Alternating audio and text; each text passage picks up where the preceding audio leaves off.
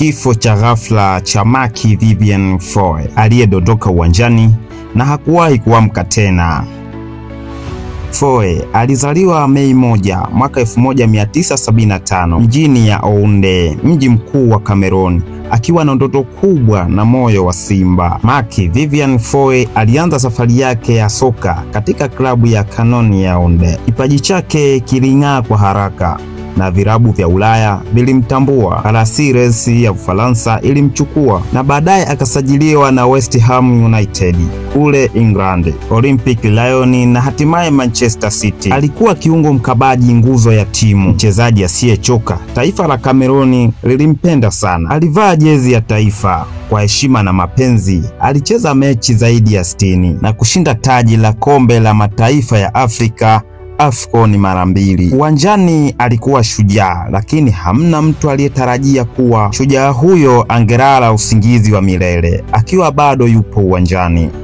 Tarehe 26 Juni 2003, mechi ya nusu fainali ya kombe la mabara FIFA Confederation Cup ilikuwa inaendelea Ufaransa. Cameroon walikuwa wakikaribiana na Colombia. Dakika ya 72, ghafla bila kuguswa na mchezaji wowote, Foe alianguka katikati ya uwanja.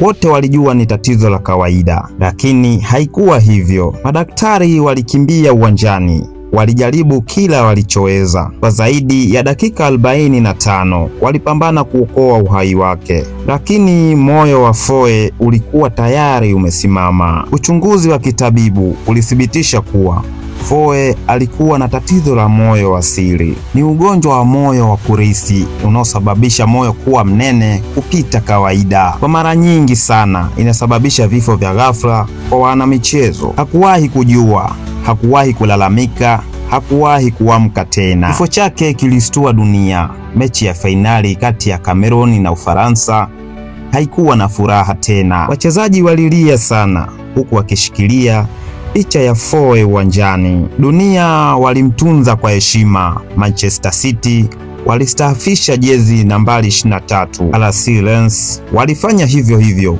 kwa jezi nambari 17. Serikali ya Cameroon ilimpa heshima ya juu kabisa ya taifa. Leo jina la Mark Vivien Foe linaendelea kuishi. Tunzo ya kila mwaka nchini Ufaransa, Mark Vivien Foe Award, kutolewa katika mchezaji bora kutoka Afrika anayeng'ara katika ligi ya Ufaransa. Jina lake ni kumbukumbu kuwa afya ya mchezaji ni muhimu kuliko kitu chochote uwanjani. Mark Vivien Foe alifia uwanjani, lakini si kwa kushindwa, bali kwa kutumikia taifa lake kwa moyo wake wote. Aliaga dunia kama shujaa wa kweli na atakumbukwa milele na wapenda soka duniani.